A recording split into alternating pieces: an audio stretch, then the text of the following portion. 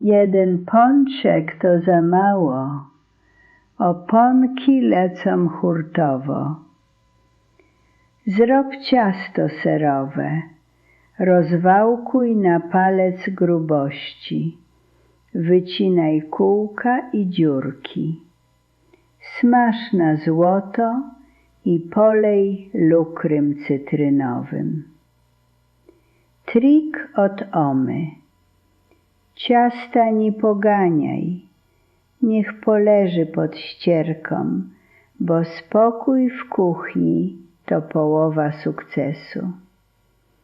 Nie wiesz, czy tusty je dość gorący? Wrzuć kąsek surowego kartofla.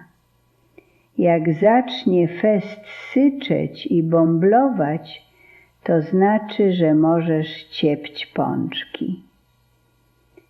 Jak lubisz stare dobre przepisy, zasubskrybuj kanał.